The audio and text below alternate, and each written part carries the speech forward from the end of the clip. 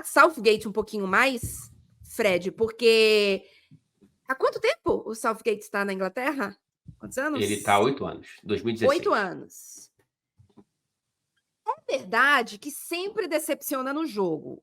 Porém, trarei para o debate aqui os resultados. A Inglaterra, ok, não tem ainda os títulos, mas também não tinha assim antes. Mas tá chegando. Antes não chegava. É que o pessoal, a cobrança ela tem que existir. É o que o Arthur falou. A Inglaterra ela precisa jogar melhor pelos jogadores que tem. Precisa, ponto. Porém, a gente sabe que torneios de seleções é muito difícil você ter uma seleção jogando bem, assim. A Argentina não fez uma Copa completa, a França não fez uma Copa completa, e a última campeã da Euro, a Itália, também não fez uma Euro impressionante. Eu lembro que tomou um sufoco da Espanha, por exemplo, também na semi, nas quartas. A França de 2018 fez uma Copa muito boa. Muito boa. Essa sim, mas é uma exceção, né? Assim, tem, mas não é, né? Não é sempre. O tempo inteiro. A própria França não consegue repetir isso desde então, né? Um torneio completinho. Mas jogou mal. Enfim, jogou mal. Mas a Inglaterra, o pessoal tem que lembrar, é uma seleção que é perdedora. Então, para os padrões ingleses, o que tem acontecido é muito bom, gente. O pessoal aqui está empolgadíssimo. A ponto de poder ser feriado nacional na segunda-feira. Se conquistar o título da Eurocopa, assim. Os caras estão muito animados porque, gente, vamos lá. O Southgate, desde que chegou, e antes dele chegar, vamos lembrar, a Inglaterra é eliminada na Eurocopa de 2016, nas oitavas de final para a Islândia. Tá? E aí o Roy Hodgson é demitido, entra o Sam Allardyce, que é um treinador famoso por salvar times do rebaixamento, né? É o Celso Rotti que fala inglês. E aí ele fica 60 dias no cargo quando é afastado por denúncias de corrupção. Então, a Inglaterra em campo estava triste e fora de campo estava com essa bagunça. A federação sob um estado de sítio quase ali. E aí entra o Southgate e ele tem 4 grandes competições. Eu vou descartar a Nations League, né? Ele, em 2018, na Copa da Rússia, a Inglaterra chega na semifinal, cai para a Croácia. É a primeira semifinal de Copa da Inglaterra desde 90, 28 anos, portanto. Caiu para a Croácia, mas chegou na semifinal. Para a Inglaterra isso não é normal. Aí a Eurocopa aqui na Inglaterra, a Eurocopa de 20, disputada em 21 por conta da pandemia, chega na primeira final de Euro da história. Caiu para a Itália nos pênaltis em casa. É ruim? É ruim, mas chegou na final. Aí, na Copa agora passada, chega nas quartas e cai para a França, mas cai jogando o que para mim até hoje é o grande jogo da Inglaterra na era Southgate. Joga muito bem contra aquela França. O Kane perde pênalti, enfim, e perde para campeã mundial corrente, né, naquele momento. E futura finalista mais uma vez. E agora está numa final de Euro mais uma vez. Assim, cara, o Southgate, queiram ou não, gostem ou não, ele já é um treinador histórico para a história da seleção da Inglaterra. E se ganhar a Eurocopa, então, meus amigos, vai virar Sir. Ele vai invocar o Zagallo, né? Eu já estou imaginando, se ganhar, é muito difícil ganhar, isso a gente pode entrar daqui a pouco na projeção da final, né? Já imagino as capas pedindo desculpas para o Southgate. E depois eu quero entrar no ponto aqui, não precisa ser agora que eu estou falando há muito tempo, que são alguns acertos que o Southgate fez nessa Eurocopa que eu acho que precisam ser listados também.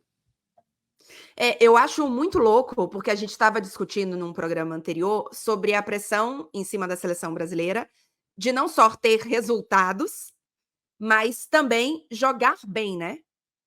E vamos combinar, gente, os ingleses não estão nem aí como é que tá jogando. Eles querem chegar e começar a ter resultado. Bom, eu acho que os ingleses que estão na seleção, né? Porque os torcedores ingleses queriam mais dessa seleção no começo. Tanto é que existe uma pressão muito grande pelo que a Inglaterra está entregando. Me corrija se estiver errado, né, Fred? Houve uma desconfiança muito grande do trabalho do Southgate e de como essa Inglaterra estava se comportando em termos de jogo dentro dessa Eurocopa, né? Sim, muita crítica.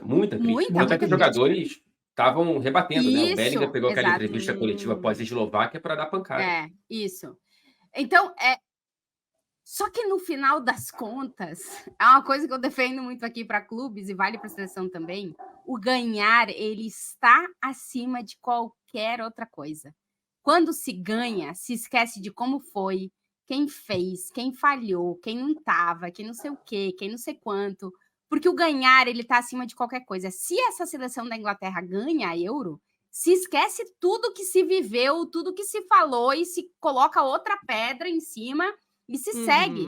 Porque a diferença entre o ganhar e o perder, ela é muito grande, entendeu? Então, por isso que eu estava falando, e agora a gente vai entrar um pouquinho mais no debate da questão da final em si, a gente tem uma seleção que entregou tudo que se esperava dela, e que nem se esperava, mas que está entregando tudo, está fazendo uma campanha histórica em Eurocopas, e uma seleção que, do que se esperava que podia entregar, entregou 5%, ou sei lá, 10%, e está na final também, e tem a mesma possibilidade de título de quem entregou tudo. E o ganhar e o perder, tanto para a Espanha como para a Inglaterra, vai fazer toda a diferença nas capas dos jornais e de entrar para a história ou não.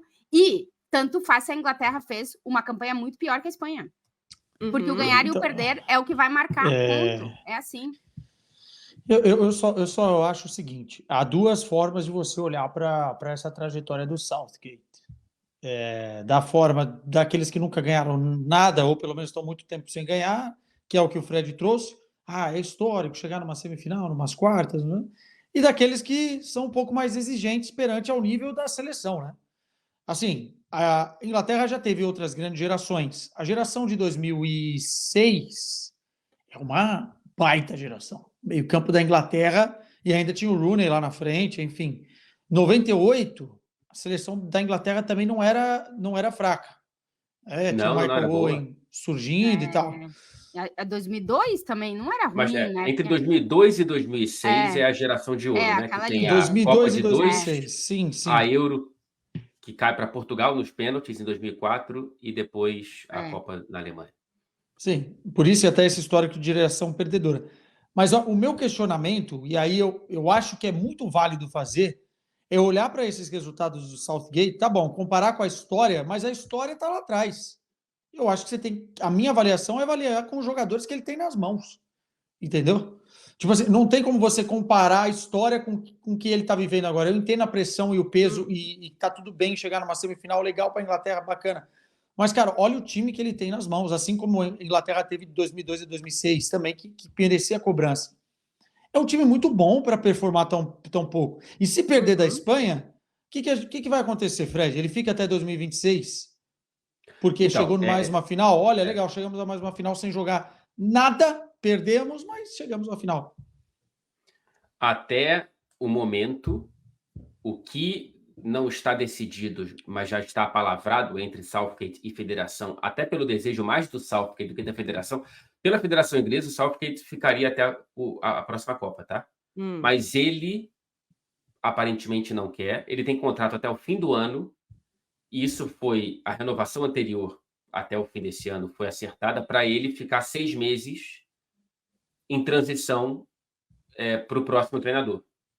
Então, o que tem hoje no contrato é até o fim deste ano, e eu acho que com ou sem título ele não renova.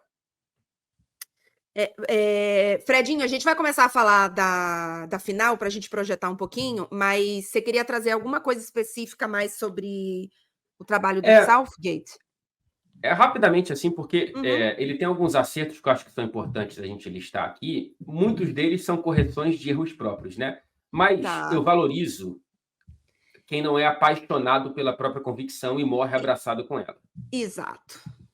Ele, por exemplo, ele começa a Eurocopa testando o Arnold no meio-campo. O que eu achei um teste interessante, em hora errada, poderia ter testado isso nas eliminatórias, mas a verdade é que o Arnold estava machucado. Mas, de qualquer forma, ele testa o Arnold no meio-campo. 2 jogos, não deu certo, tirou. Aí ele tentou o Conor Gallagher, que eu achei uma decisão errada, mas viu que não deu certo, um jogo tirou, e aí o Menu, 18 anos. Colocou o moleque tá jantando ali no meio-campo, tá jogando bem pra caramba. Veja o mérito. Ele tá escutando o que o campo tá falando. Ele muda o esquema tático. Gostemos ou não, a Inglaterra joga melhor nessa linha de 5 defensiva do que estava jogando na linha de 4. Ele voltou para o esquema que ele só tinha utilizado até a final contra a Itália, da última Euro. De lá para cá, inclusive a Copa do Catar, foi com uma linha defensiva de 4 jogadores. Então, ele conseguiu entender como deixar os jogadores... A gente pode debater aqui várias coisas e o Arthur está coberto de razão. Tem que jogar melhor. Pô, cadê espaço para o Palmer? Por que ele não mexe mais cedo, etc e tal. Mas, cara, eu acho que pelo menos ele está disputando o campo, ele está colocando jogadores... E está dando certo, né? Ele fez 3 substituições depois do gol do Embolo da Suíça e conseguiu o empate. Ele fez as 2 substituições ontem, que foram decisivas para o gol. Ele está colocando o Luke Shaw cada vez mais cedo, a depender da disponibilidade física do lateral do Manchester United. Enfim, entre tantas críticas que são justas, também acho importante ver que o cara, pelo menos, ele está aberto a escutar o que está dando certo e o que está dando errado no campo. Vivemos para ver Fred Caldeira elogiando Southgate.